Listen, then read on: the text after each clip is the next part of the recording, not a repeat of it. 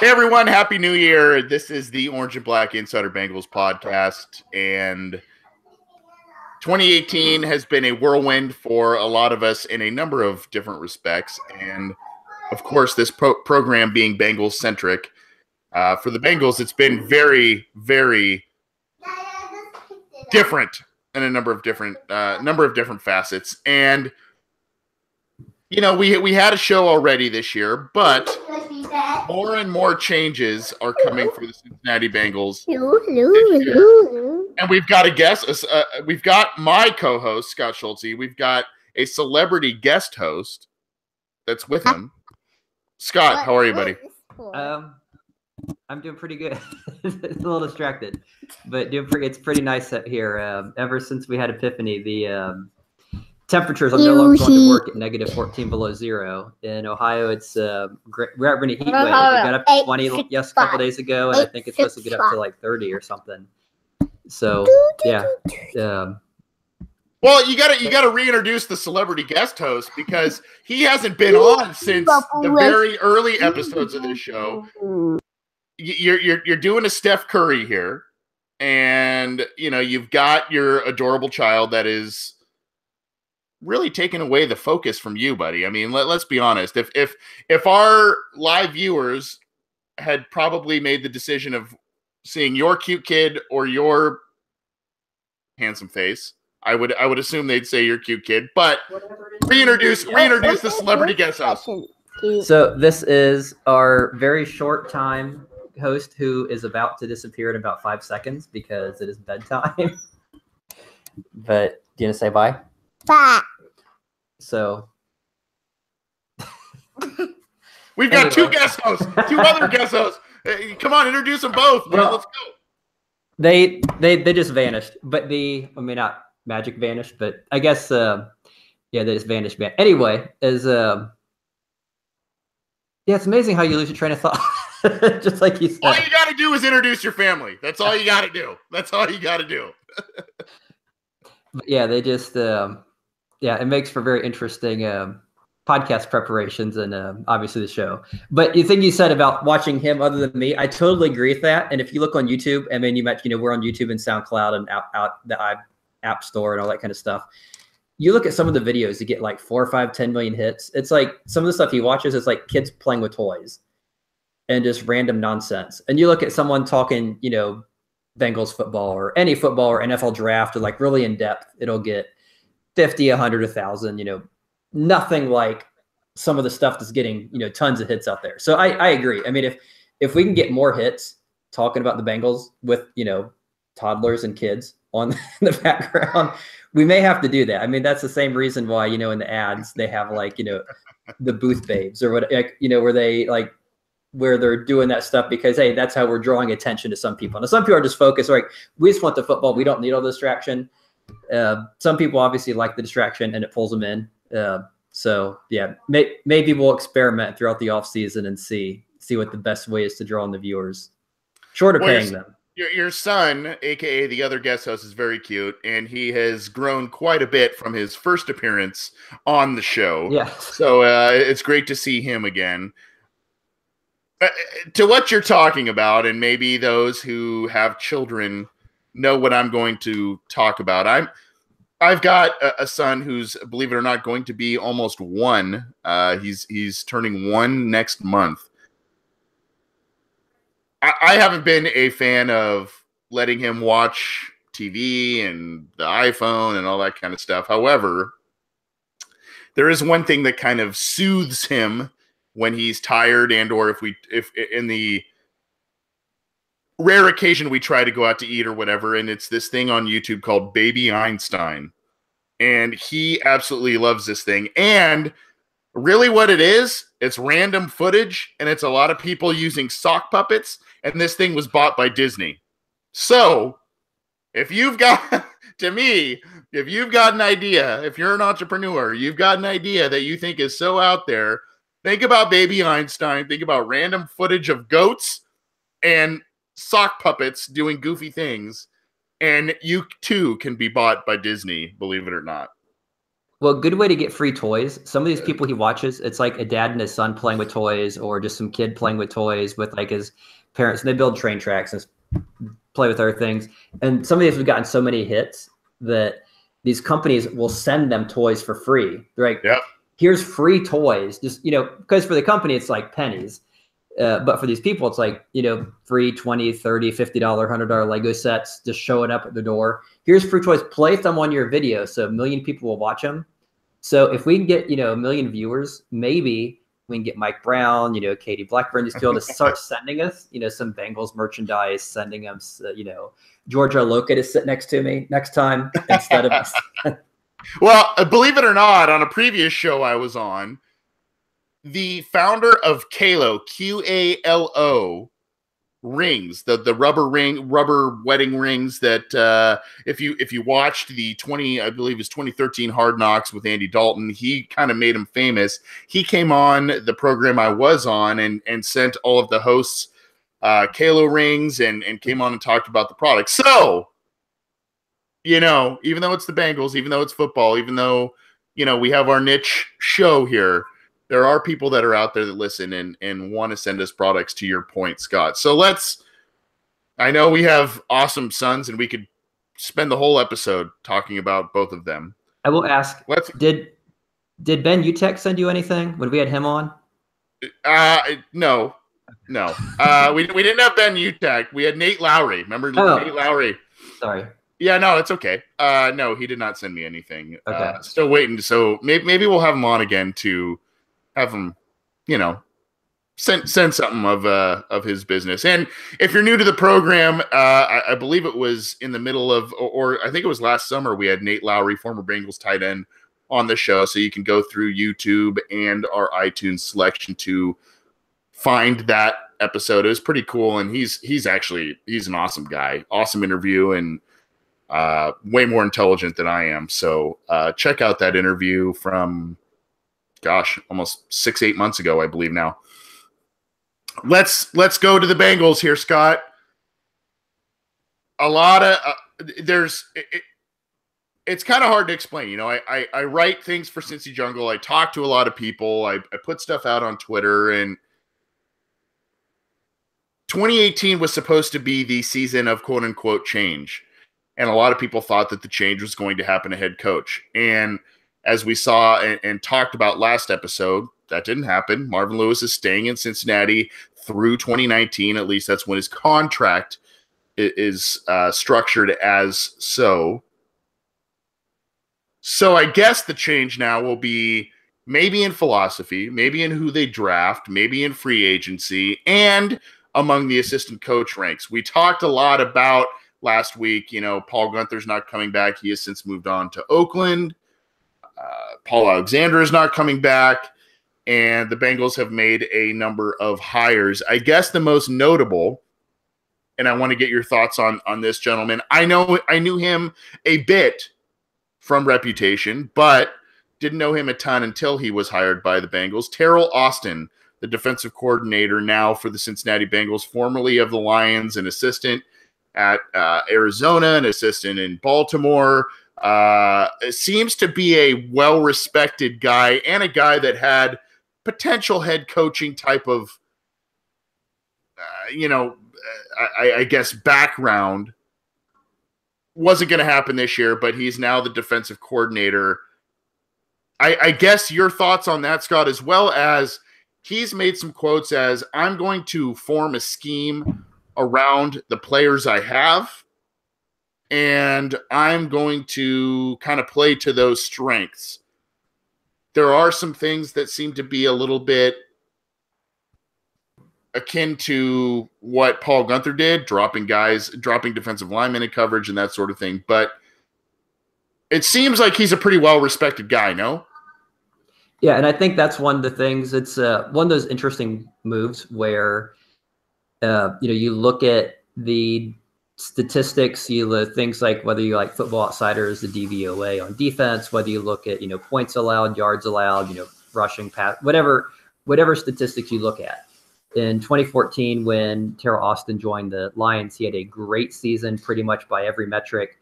in 2015, 2016, and then 2017. So the last 3 years, those numbers pretty much went downhill, kind of settled around the average, below average ranks. So you look at just from the number statistic perspective, some people weren't too excited about the hire. You can understand why. If you're just looking at that, hey, Detroit didn't do very well defensively. They let us, beat them. Our offense that was struggling all year.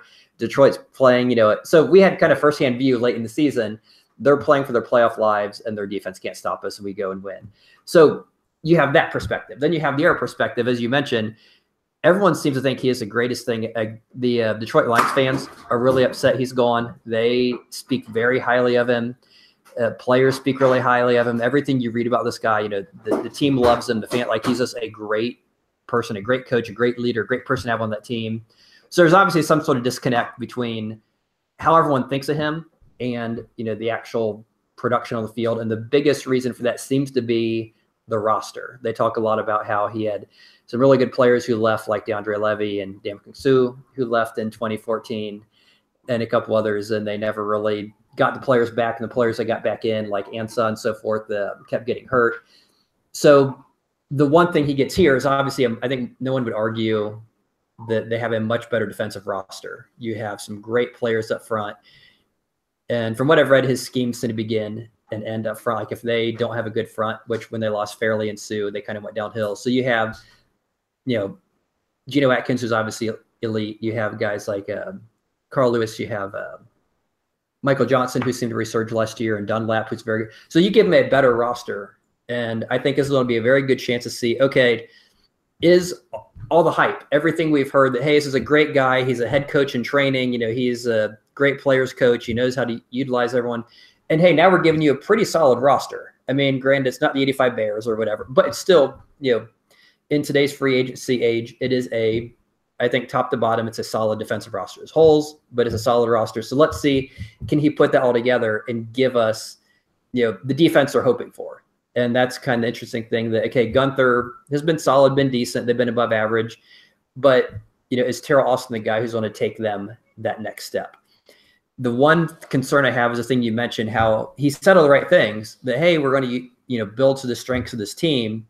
But then you see how he, drop defensive linemen in coverage, do some other kind of silly things like that, almost like, here's what we're going to do. We're going to take a guy like Kyle Van Noy, who's a pass rusher, and we're going to make him a coverage linebacker. And we're going to do it kind of like the Bengals did with Chase Kaufman at tight end a few years back. He's a receiving tight end who can't block. We're going to draft him and make him a blocking, inline blocking tight end. And that just does. And so you kind of wonder, okay, which are we going to get? The Terrell Austin, who's spoken highly of? We're going to get the one who has the track record where the numbers haven't always been there since 2014. If we can get the guy who says, I'm going to build around what we have, or are we going to get the guy who does what he schemes how he wants to scheme, regardless how they fit? So it'd be very interesting to see. And obviously, until we get the first few preseason games and into the season, it's going to be hard to know exactly what we have. Given that it's different than Gunther, I think I thought Gunther did an admirable job. I mean, he's not. I don't think he was awesome, but I don't think he was horrible. But most fans seem to be happy about the move from Gunther to Austin. So I guess hopefully this time next year we'll be talking about the Bengals' upcoming playoff game, and we'll be reviewing how he's done up to this point. You, my friend, I think you've earned the nickname the King of the Segways, because there are so many things and so many points you brought up that will be prevalent throughout the rest of this episode. And you kind of hit the nail on the head. Now, I think with Austin, what I like about him, it's Gunther kind of seemed like a guy who was a typical Bengals hire. Safe, under the Zimmer umbrella. The players knew him, ran the same scheme, and while the defense wasn't necessarily flashy, especially last year, they were for the most part disciplined. They knew what they were doing, and it was the same type of system that a lot of those players knew under Mike Zimmer. Now, unfortunately for Gunther, I thought he was probably resided in terms of his tenure with the Bengals defense. I think he resided in between above average and average. I thought he kind of teetered to above average in terms of a defensive coordinator, but there are a number of facets that he did not seem to coach up with the Bengals. And it also seemed that if the Bengals were good at rushing the passer, they were not good at defending the run. If they were good at defending the run, they were not good at rushing the passer. There was kind of like, they were good at one or two things and poor at another one or two things. And under Mike Zimmer, who of course has gone on to Minnesota and is now the head coach for the Vikings, and they are in the playoffs and playing this weekend, Mike Zimmer's team did everything well. They created turnovers. They got to the passer. They defended the run well. They defended the pass well. And it seemed like they were a perennial unit that was in the top 5, top 10 overall every year. Now, Gunther's unit seemed to be, maybe top 10-ish, but they, like I said, they kind of did a handful of things well and a couple of things not so well.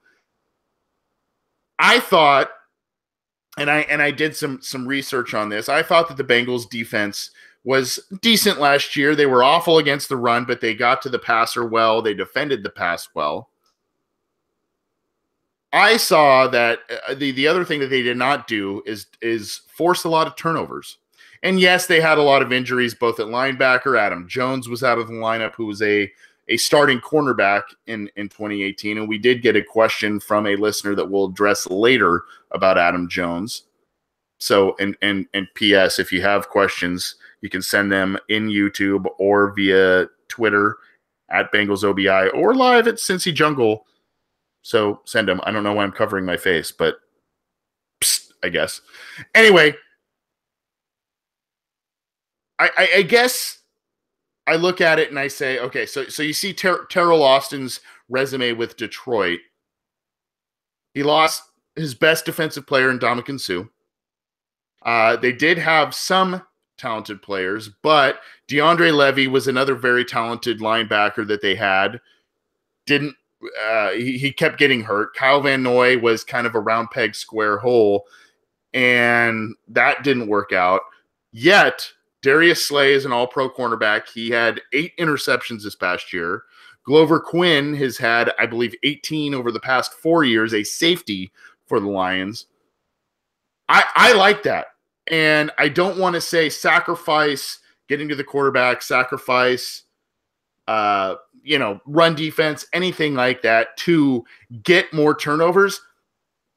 But when you have 4 first-round corners in the cornerback group, you have Andy Dalton, you have A.J. Green, you have all the Tyler Eifert. We'll talk more about that later. You have these other talented weapons on offense. Getting turnovers is key. Last year, the Lions recovered 11 fumbles on defense. You want to know how many the Bengals recovered on defense? They recovered 3. And those 7 fumbles make a huge difference. Imagine if they got one of those fumbles against the Jaguars. Imagine if they got one against the Titans. Imagine if they got one of those against the Steelers, or 2 of them against the Steelers because they play them twice. These are things and these are facets on defense that make a difference. And to me, I don't want to sacrifice things that the Bengals already do well on defense, but those explosive plays. And Dre Kirkpatrick, to me, was a guy in 2014, 2015, was a guy who was interception and had some pick sixes. Didn't really do much of anything this year. Now, granted, William Jackson and Darqueze Dennard both had pick sixes this year, but these are things that if the Bengals defense can potentially become more explosive, Terrell Austin has a lot to work with. He has his version of Ndamukong Suh and Geno Atkins. He has Carlos Dunlap. He has Michael Johnson, as you mentioned, Scott. He has William Jackson. He has Darqueze Dennard. He has Adam Jones. He has Dre Kirkpatrick, George Iloka, Sean Williams. There's a lot to work with. And then Vontaze Burfict. And the team might add some more talent in the draft and free agency on that side of the ball. So I like this hire. Overall, do you like the hire? I'd say yes, because I think it's better than they could have done. I mean, I don't think it's the greatest defensive coordinator in the world, but I think it's a solid one. I think it's one that I think would match up well with what they have. And I think part of the challenge is not only do you have to get a good defensive coordinator, but someone who can run the scheme your players have, because it's not like we're starting to go from scratch. We're not going to spend the next couple drafts building people to fill in a new scheme. We have these guys, they're all hitting their prime. They're all late 20s, kind of that Dunlap, Atkins, Perfect. Those guys are all kind of that same age range. This is what you have. You need to bring someone in who can run that at an NFL level and hopefully, get that to the next level and use the pieces around him. And somebody's going to work well with the rest of the team. And so in that regard, I say it's a good hire because I think he's the guy who's going to do that. He's not going to be a 3-4 guy or a college guy who's never coached at the NFL level or wants to totally change things. And you have to spend several years, changing your defense. And at that time you've missed your window because Andy Dalton's a free agent and AJ Green's older and you have this problem. So I think for this situation, I think it's a good hire. I agree. And in the live YouTube chat, in which you listeners who have not joined us live, if you're available anytime we record this episode live, you can join us via cincyjungle.com or YouTube. And in the YouTube chat, you can talk with a number of different Bengals fans, and there are a number of different fans already kind of conversing. Christopher Higdon says, I like the Terrell Austin hire. Kitna at QB coach. Still need an offensive line coach because even Jim McNally couldn't help Oboihi. That's a good segue into what the other hires and or vacancies that are still available since the last episode we recorded last week, Scott. So the Bengals basically now have a vacancy at the quarterback coach and the offensive line coach. They hired Robert Livingston, who I believe was a former scout, as their secondary coach. And, a lot of people are like, who's this guy? He was tied to UCLA, if I remember correctly. And if you follow Jim Ozarski, the gentleman who writes for the Cincinnati Enquirer, this is a hire that I guess has been long overdue. He apparently has the tenacity, the demeanor of an NFL head coach, and should command the NFL, an NFL room, position group room. And he's under Terrell Austin. So, and Terrell Austin and Livingston have a lot of talent to work with. I mentioned the 4 former first-round picks, the 2 talented safeties, and potentially more coming in the draft and or free agency. So there's a lot of talent there. I really want to focus, though, Scott, on Bob Bicknell, the wide receiver coach, and what the Bengals are doing in the offensive line and quarterback coach search. I guess quickly on Bob Bicknell as the wide receiver coach, a lot of people had a lot of respect for James Urban, who has now moved on. He joined the Bengals in 2011 in this resurgence. He has now moved on to the Ravens as their quarterbacks coach. Bob Bicknell steps in. I did some research on him. He's 48 years old and has 27 years of coaching experience ranging from the college, NFL Europe, and NFL level, 27 straight years. There's a lot of things to like under his resume, especially 2013 with his resurrecting and getting the best out of Deshaun Jackson in his career with the Eagles. And he's worked with Bill Lazor before. So I think, though not a big name, I think this makes a lot of sense. How about you?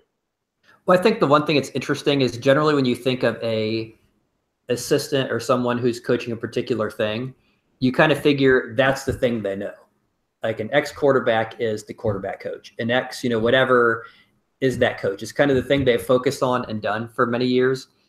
Bicknell is kind of the total opposite. I mean, he started his career as a defensive line coach in the World League, and then went to offensive line, offensive coordinator, back to offensive line, then tight ends, then wide receivers. So it's just a very interesting, track record. And taking it face value, it's like, well, okay, is this guy not sticking? Is he just that knowledgeable? He knows everything. So it's very interesting. I mean, he's obviously very, well-versed in many different areas. So I wouldn't be opposed to him even helping on the offensive line. That being said, it seemed like when he was an NFL wide receiver coach with the Buffalo Bills and the Eagles, the reviews of the little I've read seems to be fairly positive as far as what he got from guys like Deshaun Deshaun Jackson and some of the other people who were playing for him, that they had some of their better years under him. So it seems like a good hire. I mean, it's so hard to say because we aren't in those meeting rooms. We aren't there every day. I mean, it's very hard for an outsider to sit here and say how much, how well. I mean, obviously for someone like Paul Alexander, I think it's a little easier because it's been there so long and there's been so many obvious things you can see on the field after so many years that even the casual fan can pick up on. But yeah, I think this is one where we just have to give it some time and see. And I think the biggest thing is what's going to happen with Boyd and Ross, because Ross obviously didn't play any this year. There was, some to-do made of, okay, didn't Marvin Lewis want him? Did he not want him? Was this a Mike Brown or who made that decision because they didn't seem to want to play him? And then when they played him, he'd get like one snap and then he would be a healthy scratch. Tyler Boyd after 2 years isn't getting used a whole lot. So I think the development of those two receivers especially is going to probably give us a good sense for how good Bicknell is. If he can get Ross on the field, if he can get, if Boyd can perhaps, work his way to become the second target instead of LaFell, even though they kind of have a different role on the offense. If we, if he can get more looks, more targets, if Ross can get a few, if these guys can develop, we can watch them next year and say, wow, now I know why you drafted these guys, then I'd say Bicknell was worth it. I wholeheartedly agree, and I'm not going to reiterate what I will reiterate what you said, but not verbally on the podcast because I don't want to waste too much time, because I wholeheartedly agree with what you said, and I want to talk more in a minute about those wide receivers. And I think that the goal for Bill Lazor and Bob Bicknell and everybody else on that offensive staff and Marvin Lewis is to get the most out of John Ross, to get the most out of Cody Cord, to get the most out of Josh Malone, those young guys that you've invested a lot of capital in, to, getting them to be productive on offense is huge. Now, when you look at the two open positions that are still yet to be hired, now, again, we're recording on Wednesday evening. This could change later in the week, but offensive line coach, again, Paul Alexander, guy who's been the coach of that on the Bengals and of that position group.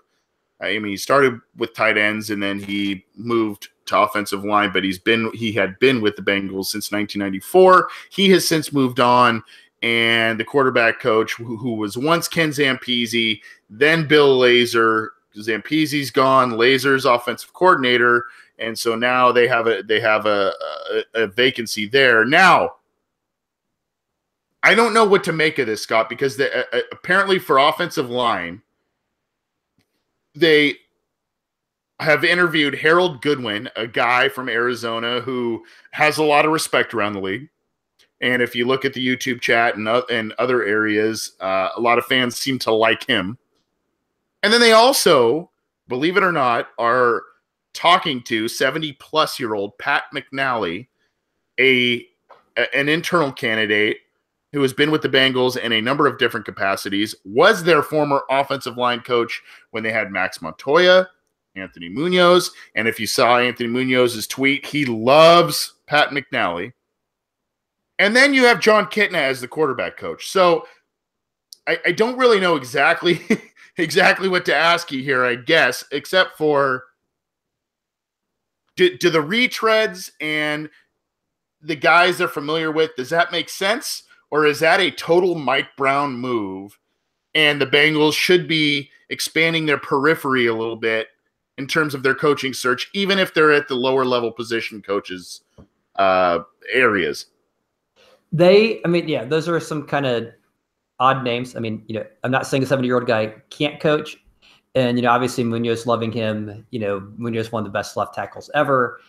That carries some weight. But, that was something this guy would have been doing 30 years ago, not, 30 years later. There's no guarantee what this guy was doing in, 1988 matches what he'd be able to do in 2018.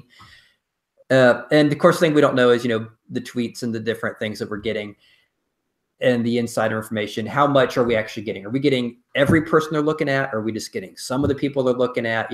I assume there'll probably be a couple hires that catch us off guard that we didn't quite know were being interviewed. But yeah, some of the names, I assume they're out there because they're former Bengals. And so they're names that obviously, carry some interest. And, this guy, this former quarterback at Kitna is now interviewing quarterback. Or, as you mentioned, the 70-year-old coach. At that point, they might as well throw out names like Dave Shula and Sam Weish, and so it's you never really know until you know. And it's on one hand, it does seem like a Mike Brown thing, but I guess I'm under the impression that part of the reason Marvin Lewis came back, besides the fact Mike Brown doesn't know how to fire him, is because he was given more control, because it seemed shortly after that's when Paul Alexander and some of the other guys left and other people were brought in. So if that's truly the case, then I'd say this isn't so much Mike Brown being Mike Brown, but it's Marvin Lewis being Marvin Lewis. And if it is, if Marvin Lewis is, bringing guys in like Terrell Austin and these outside folks, then yeah, some of these names make no sense to me. But it's hard to say. I mean, I've never met John Kitna. I've never met McNally. I can't say if they're going to be good or bad for the role. I think when said and done, I think it's probably going to be someone else, someone from outside like Goodwin or someone different, just bringing a different perspective in. And it's one of those things that regardless of who's hired, some people are going to love it. Some people are going to hate it. You're not going to have a hire where everyone's like, man, this was awesome. It's kind of like, the draft, I think it was 2014 or might have been 14. Whenever we drafted Kevin Zeitler, that whole draft, it was, the build up to it. Dave DeCastro is going to be the best guard ever. Dave DeCastro. He falls to them at 17 or whatever it is. And I was like, oh my gosh, how did he fall to him? And they picked Drake Kirkpatrick. What? And I remember on Cincy Jungle, everyone was just up in arms. And it falls back to them at like 21 or whatever the next pick was, when the one they got from Oakland, they trade back with the Patriots. And again, everyone's up in arms. How could you pass on this guy? And then they pick Kevin Zeitler at 24, 27 or whatever it was. And Aaron's like, very frustrated. It was a very frustrated week of posts and of comments on Cincy Jungle at that point. You go back years later, like, oh, okay, perhaps that was not so bad of a hire. So regardless of who is hired, I'm sure some people are going, it's going to be the Castro Zeitler thing. Some people are going to be up in arms and furious. And some people are going to think it's great. And some people say, trust them. We think they know what they're doing. So yeah, until the person's hired, it's really hard to say one way or the other. Yeah, I saw some comments in the YouTube chat about John Kitna, and I believe it was, I don't know if it was Bass Hunter or somebody that said, what is John Kitna going to do for Andy Dalton in terms of if John Kitna, who was interviewed for the vacant quarterback coach spot, what can he do for Andy Dalton? And I'm going to say this, I'll start with the Jim McNally interview or the talks or whatever's happening there. I'm going to defer to Hall of Famer Anthony Munoz, and if he likes that hire, great. I will say I have my reservations because that is a gentleman who coached an offensive line, an NFL offensive line 30 years ago and has been a consultant with the Bengals since. So different things are occurring in the NFL. That is a very Mike Brown type of hire. But if Anthony Munoz likes that guy as a coach, I'm going to defer to Anthony Munoz. Sorry. I mean, that's just me. Now, John Kitna, there's a couple of things here.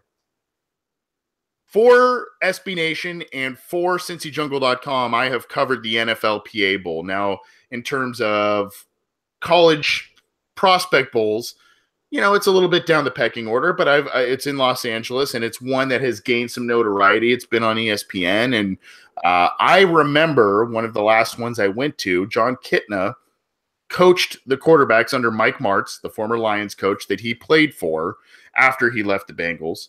And I remember him getting into a lot of quarterbacks' faces to make sure that they're doing the right things, making the right reads, all of that sort of thing. And I was, not that in your face is always the best way to coach, but I was pretty impressed with a guy who had really never done too much coaching before, was that animated and that passionate with guys who are approaching the NFL, their NFL careers. I will say that is, again, a very Mike Brown, very Marvin Lewis type of hire. Stick with the devil you know instead of the one you don't. But go back and look at some of the quotes from Carson Palmer when John Kitna left the Bengals for the Lions, and you will see some very flattering comments, some things that Carson Palmer had said. I didn't know what to do as a professional quarterback. I could have been thrown into the fire in year one and flopped. John Kitna taught me how to be an NFL quarterback and how to be technically really, if you look at the quotes, how to be a man. And, whether that's the religious background that Kitna has and whether that's, whatever you want to think about that. But when Carson Palmer says that, and Carson Palmer has always been the ever politician in terms of speaking to the media and all of that.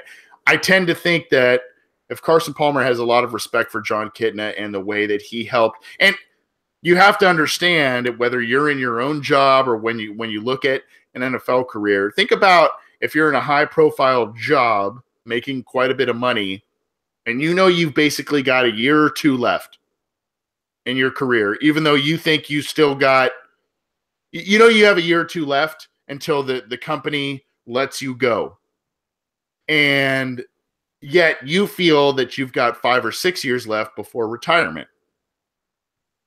You have to swallow quite a bit of pride to not only mentor, but also teach and play and perform well in your current job, as you mentor and teach a youngster behind you. So I give Kitna a lot of credit for that. Does that mean he's going to be a great NFL quarterbacks coach? I don't know, but I would not be against him coming to the staff. He knows Marvin Lewis. He knows what Marvin Lewis wants to do. He's a passionate guy, John Kitna, and he knows how to get a lot out of a quarterback room or a quarterback group, I would think. So, and I think also what we're seeing is a push for a younger group of coaches. You see Robert Livingston, younger guy, as the secondary coach. Bob Bicknell, 48 years old, 27 years of coaching experience. He's now the coach of the wide receiver group. The guys they're interviewing for the offensive line group outside of McNally have been a bit younger.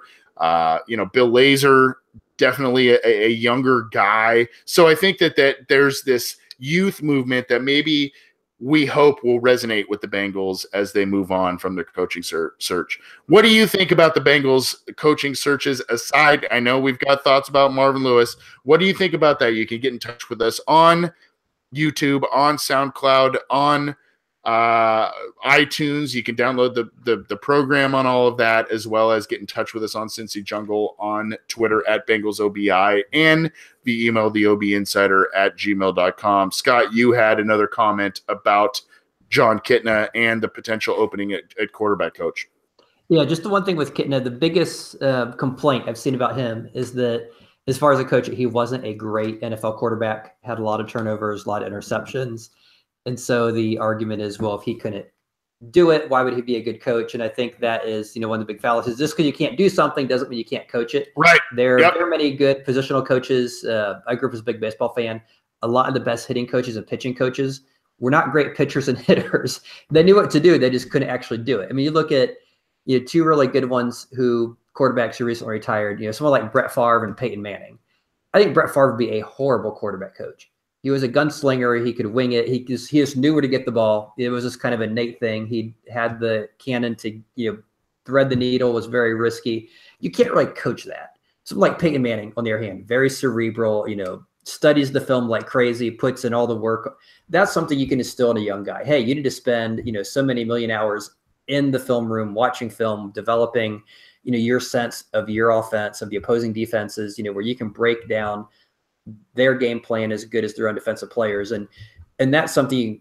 And then you look at someone like John Gruden, who just got a $10 million a year deal. He was a quarterback at the University of Dayton, not a very good by his own account, didn't even, play pro, but yet somehow he managed to be a fairly decent, quarterback coach and, won a Super Bowl. And so, yeah, I don't think Kitna's playing stat should have any bearing on anyone feeling he is a good or bad candidate as an NFL coach. I love that point, Scott, because there are, obviously with Terrell Austin being the defensive coordinator, a lot of Bengals fans wanted John Fox or Jack Del Rio, the big name, former head coach guys that, could really bring, I guess, quote unquote, star power to the Bengals coaching staff. Remember, Austin was a guy that was, as before he said yes to the Bengals defensive coordinator job, he was recruited by John Gruden to join his staff as a secondary coach / assistant head coach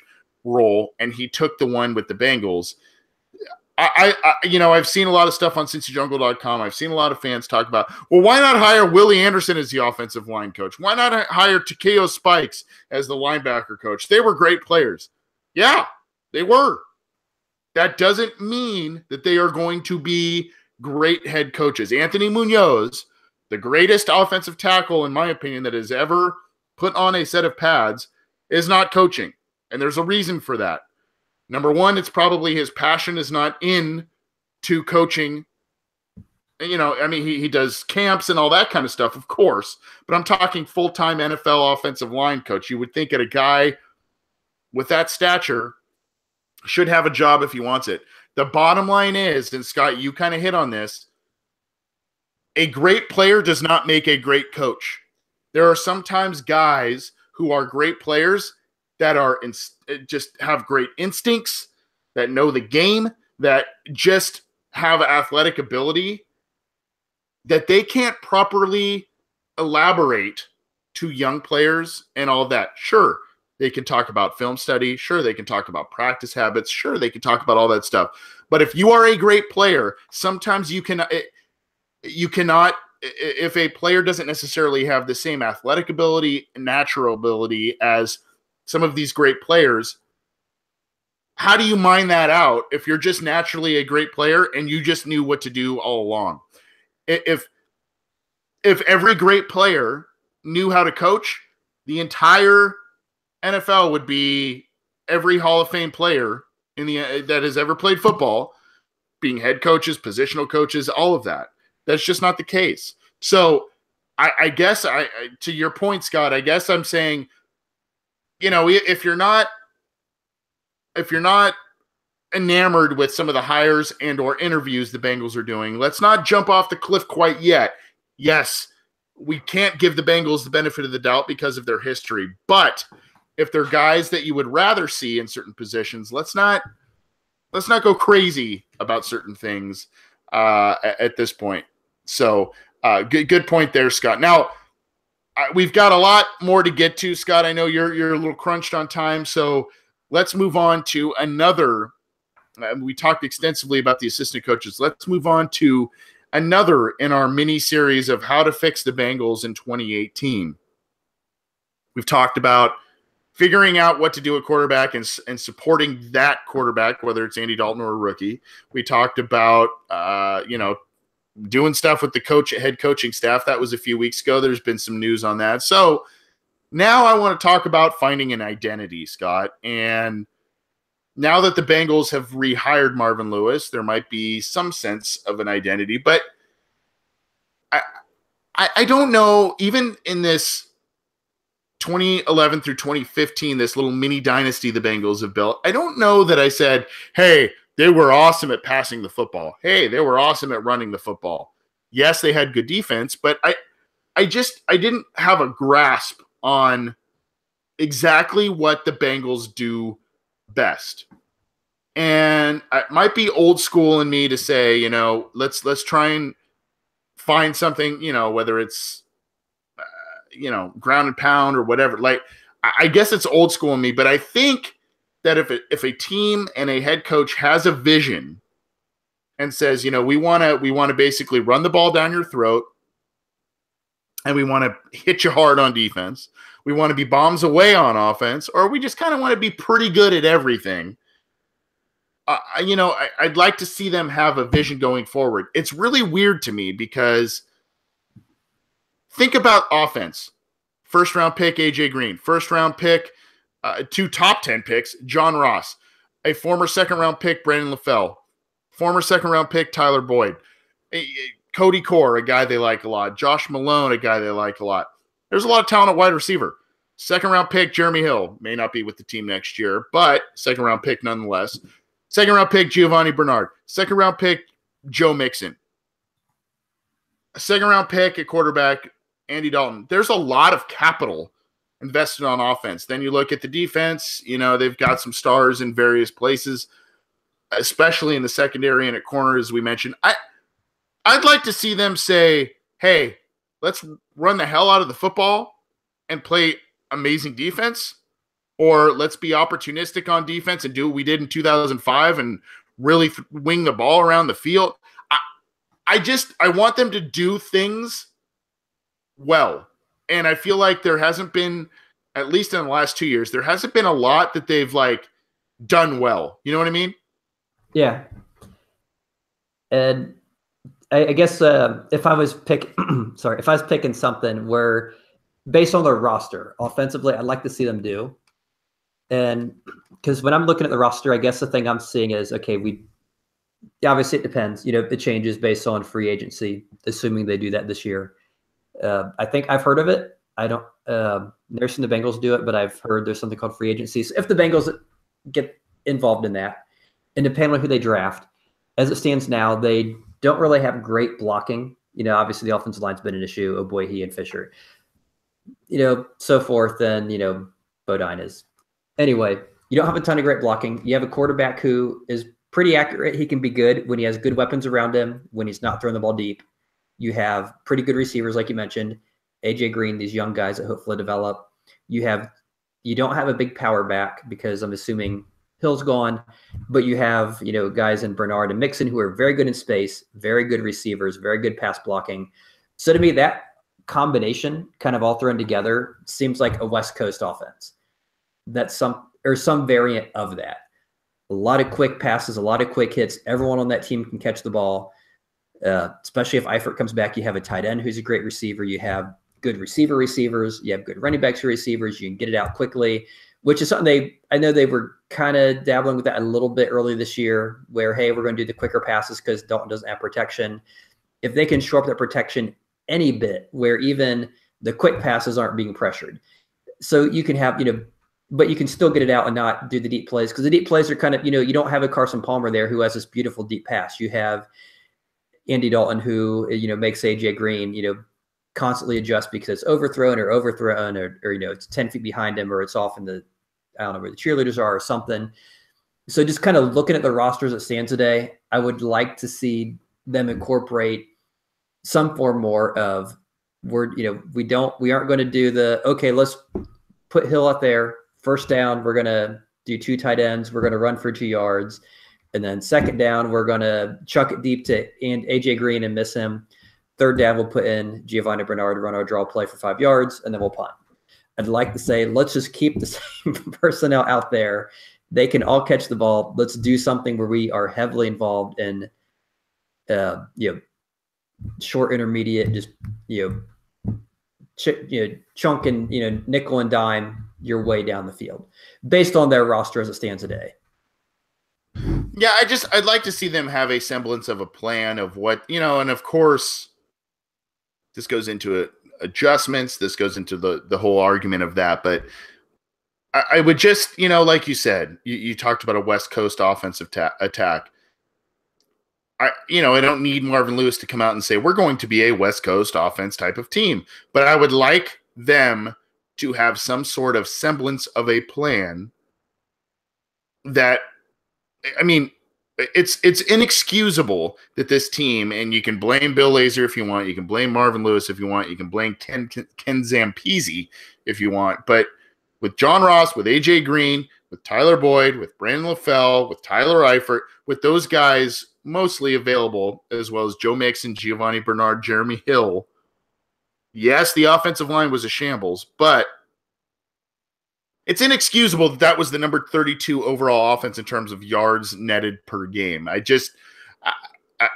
think that there needs to be more of a plan with this Bengals team and this Bengals offense. And that's not just on offense, it's not just on offense, it's on defense as well. I think, and there's some questions about the draft we'll get to in our listener question segment next, but I think that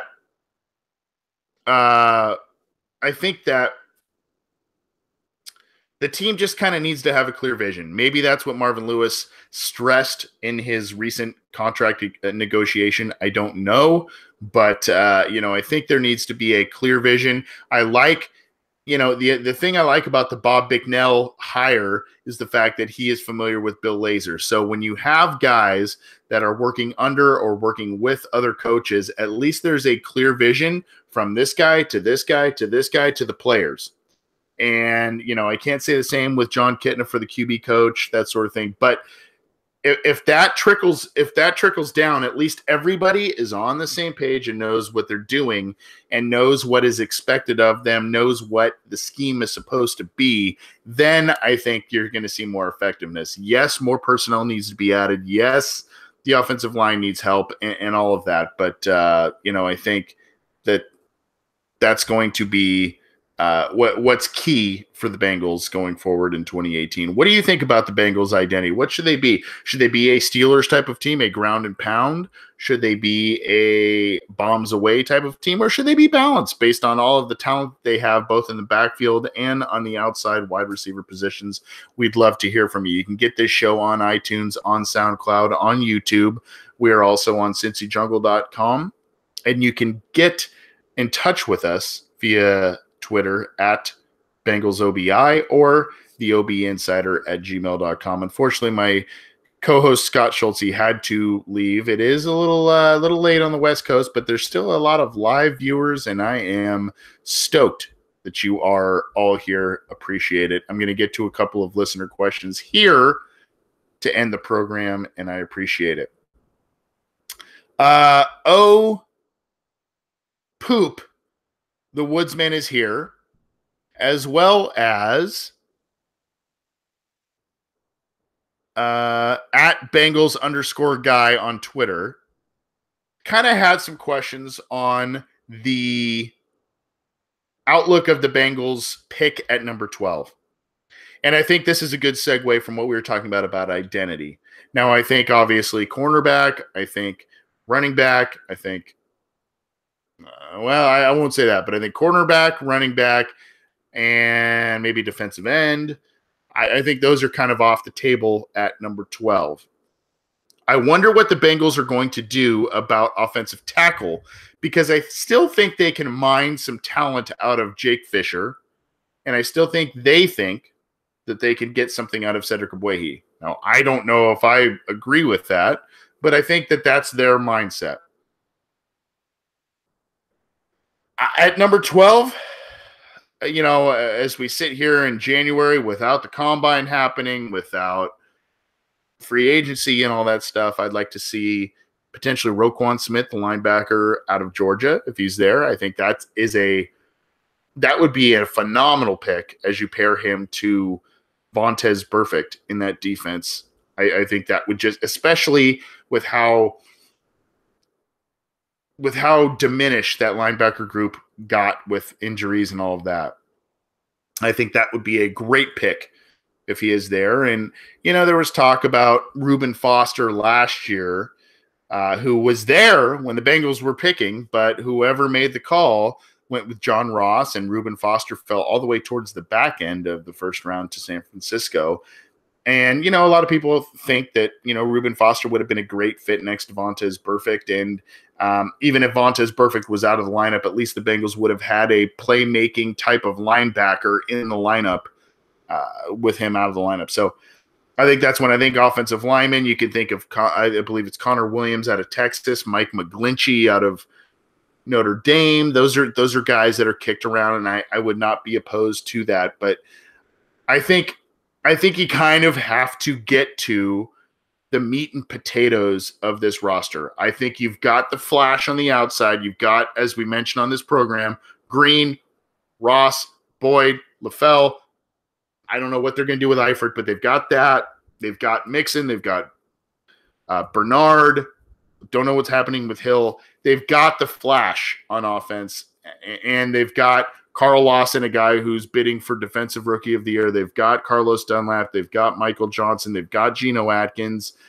I think you got to get those meat and potatoes type of guys. Maybe they're not going to excite a lot of fans in terms of who is picked and the position that is picked, but I think that that's what this roster needs. It needs linebackers, it needs offensive linemen, potentially safeties. Tight ends are a sneaky little need, as are potentially a third running back if the Bengals want to go that way. But I think if you load up on offensive line, if you load up at linebacker, I don't think you can go wrong, especially when we're talking about working in the AFC North. So thank you to @Bengals_guy and Poop, the Woodsman, is here in the YouTube chat. There's one from Michael Myers. I'm going to leave it open-ended. I got an email saying, Lewis staying essentially is trying his fandom, and I do want to say this because I want to pat myself on the back. Michael Myers, who is always on this on our live preview, says that he thanks for taking the time every week to do the show. Been a fan for over 30 years. I followed the Bengals, and after this week, I just can't take it anymore. As I said, I wanted to take a moment to thank you for your show. It's been fun tuning in every week to talk Bengals football. Thank you, Michael. I see you every week, and I've joked a little bit about your name for the Halloween horror movies, but you've been a great contributor to this program, and I appreciate it, and I appreciate the positive feedback you've given Scott and and I want to acknowledge that. But your talk about potentially Lewis questioning your fandom, or Lewis coming back questioning your fandom, I don't. To me, I hate to say this, but to me, I've been a bit numb ever since that 2015 wildcard game. What has transpired since, I've been like, yeah, that's the Bengals. Yeah, that's what they do. Oh yeah, they let him go. Or yeah, I hate to say that, but I'm not surprised based on, and I'm 35 years old. I've been a fan since 1988, that Super Bowl. So I've been a fan since I was a very young kid as well. So I've seen a lot of stuff. And I've seen this team struggle. I've seen them do well. That 2015 wildcard game, that one rates up there with the Carson Palmer knee injury in 2005. That one really stuck with me. And I'm still going to stick with this team. I'm still passionate about them, but I do need to, like I think many fans I do need to see changes. I do need to see operational changes. Now, Marvin Lewis is back. That's not a change. Are they going to be more aggressive in free agency? That would be a big change. Are they going to, we talked about Anthony Munoz earlier in this show, a guy, nobody on the Bengals team should ever wear 78. Ever. And are they gonna do a Hall of Fame, a Hall of Champions? That would be a great thing to extend to the fans, even though they haven't won a Super Bowl or anything like that. That would be something that I would think they should do. They've not done it. Are they going to build an indoor practice facility? There's no indication of that. There are things. I hate to. It's not. I almost am hesitant to say it, but it's almost like you're in a one-sided relationship with somebody where you love them, you see the good in them, you see certain aspects of things with them that's what I love about them. Yet it's not always reciprocated, and or it's rarely reciprocated. And the Bengals, they're fun at times. They tease you when they go to the postseason. I'd like to see them do things differently. And for those of you who have either been involved in nonprofits, charities, businesses, schools, whatever, you see shortcomings in terms of how those organizations are run. Yet,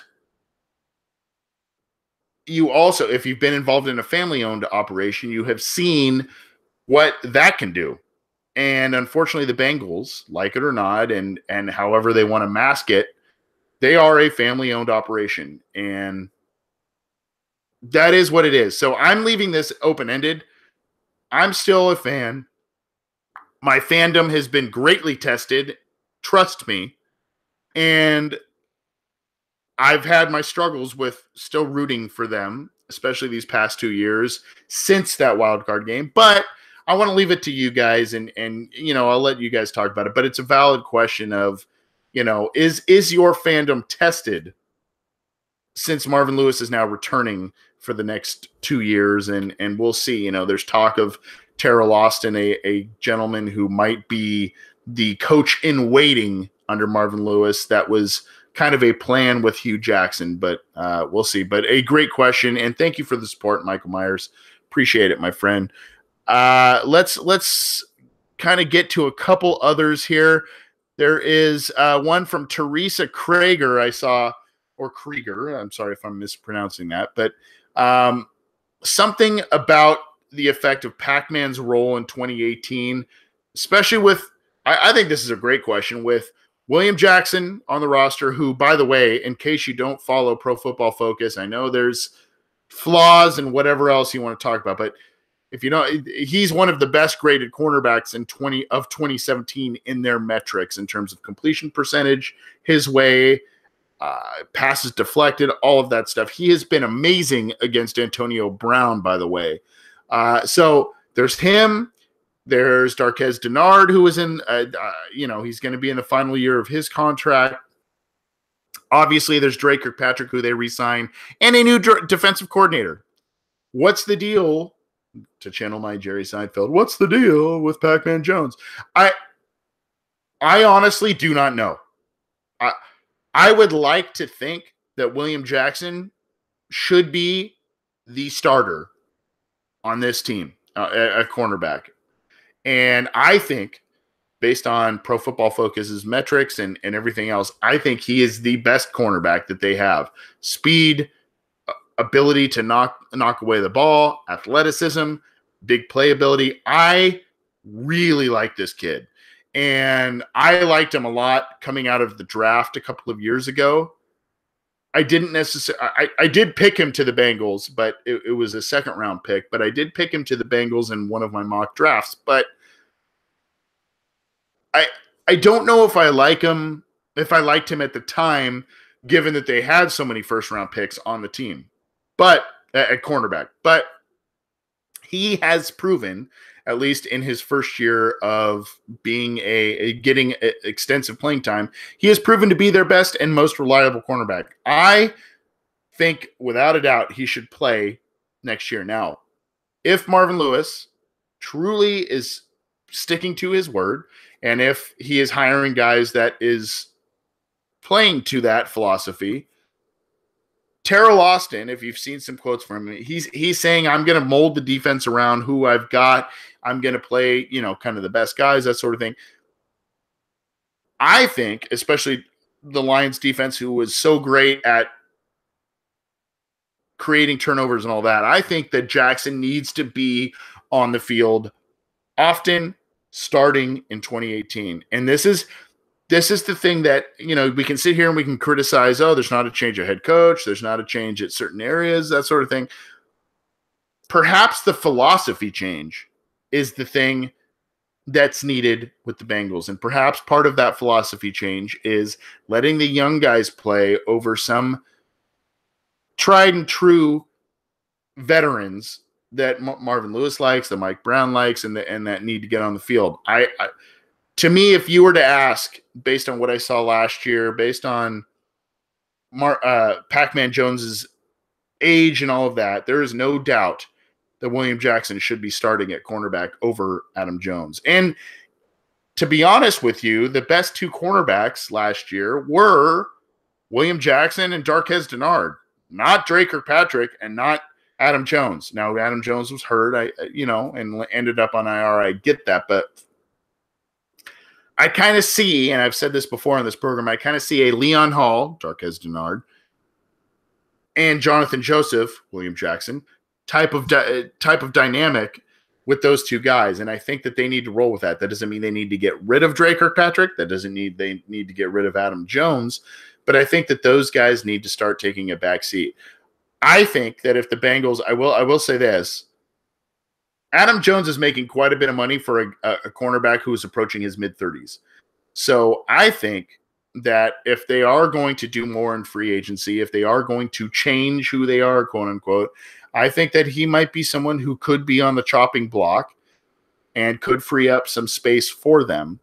I don't know that they're going to do that, but I don't necessarily want to see that because Adam Jones provides some big playability at corner, provides some big playability on special teams, but I just think it's at some point you got to move on, and you've got to play these young guys. Carl Lawson is a prime example of playing young guys over other players. You have to do that. We are going to get out of here in just a minute. Thank you for all of your questions so far tonight. I got one last week, and unfortunately I didn't get to it on last week's episode. It was from Max Meehan. And it has to do with Marvin Lewis and Paul Alexander leaving the Cincinnati Bengals. And if that means that Lewis has wrestled some sort of form of power from Mike Brown and all of that. We do not, I don't know. You know, I cover the Bengals. I kind of hear news through the grapevine and all that stuff. And I pride myself on kind of knowing a lot of things about the Bengals, especially as they break. None of us can really know the dynamic and the relationship between Marvin Lewis and Mike Brown, except for those two gentlemen. I don't know. And I've met both of them in person, not together, but I've met both of them in person. I've talked to both of them somewhat extensively. I don't know the extent of their relationship. My guess is there is a significant amount of trust between Mike Brown and Marvin Lewis, and that's kind of how it is, and that's why he has been retained for what is going to be now 17 years. But, you know, Paul Alexander has always been a Mike Brown guy. He started as a tight ends coach, moved himself into the offensive line coach, and has coached with the Bengals since 1994. I've said on this program before, I know a college football offensive coordinator. He's at a minor program, but he knows Paul Alexander and attends Paul Alexander's yearly, it's a symposium of some sort of coaching and offensive line coaching and kind of an educational type of seminar, if you will, that Paul Alexander puts on, both that he speaks at and other coaches speak at. And he is a very well-respected guy in the business. I'm going to say that. And I know a lot of people have their own thoughts about Paul Alexander, but that's the truth. I've heard it. I think that, yes, it was beyond time to move on from Paul Alexander. Does that mean that Lewis went into Mike Brown's office and said, "Hey, if you want me, you gotta let Paul Alexander walk"? I don't think that's the case, and I don't necessarily think that that's what Marvin Lewis specifically asked for. I think that this is something that, hey, we have to have a consistent message in the team. And I think that's why you see Bill Lazor, a guy he worked with Bill Bicknell, working under him with the receivers, guys that know each other well. And that's why you see Terrell Austin being the defensive coordinator, and Kevin Coyle, a guy who has been in and out of the Bengals coaching lineup. He's now gone. There's this trickle-down effect. And, you know, Mike Brown can talk about continuity all he wants, and he can look at the Steelers and other teams as the beacon of, you know, this is who we want to be. This is why we're sticking with Marvin Lewis and all of that. But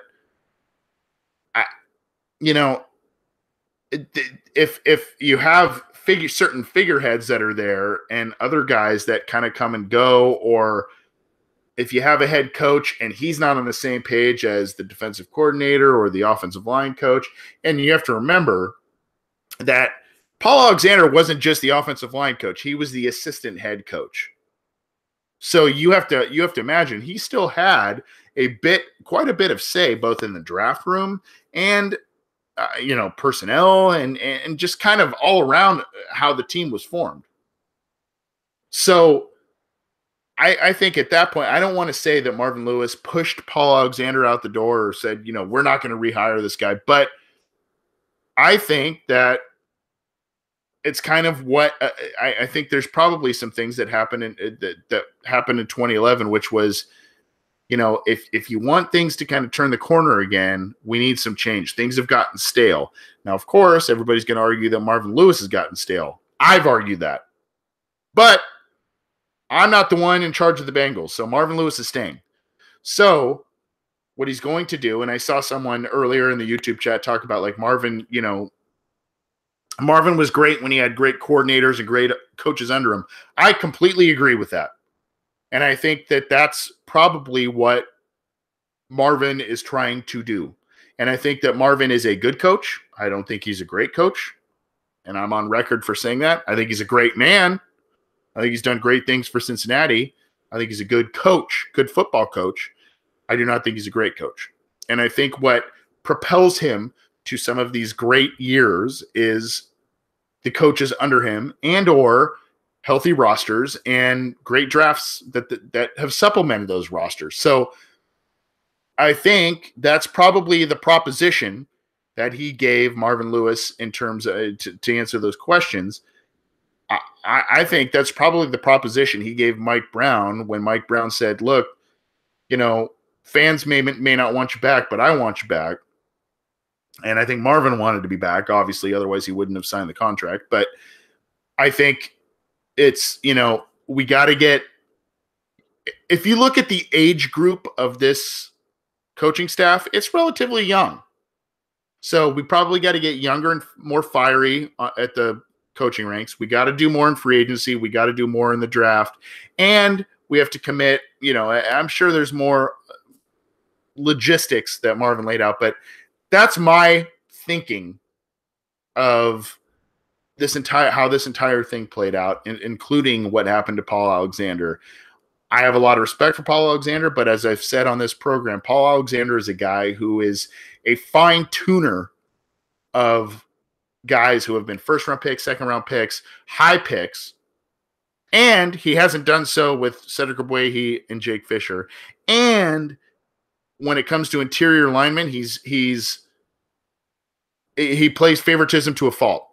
And there are players who have sat on the bench behind certain players that, just have not played and should have played. So that's my thought on it. I don't want to say Marvin Lewis has shoved people out the door, shoved coaches out the door, but I think he has kind of said to Mike Brown, let's hit the reset button in a way on the coaching staff. Let's hit the reset button in a way of how we operate. That doesn't mean let's be in salary cap hell. That doesn't mean let's get crazy in the draft, but let's do some things. Let's replenish the roster. Let's get younger and more fiery in the coaching staff. He's going to lean on some of these guys on the coaching staff to, I don't want to say do his job, but he's going to lean on them. And, he's done that before with Jay Gruden, Mike Zimmer, with Hugh Jackson, with Paul Gunther. He's done it before. We've seen it. I mean, it's the reality.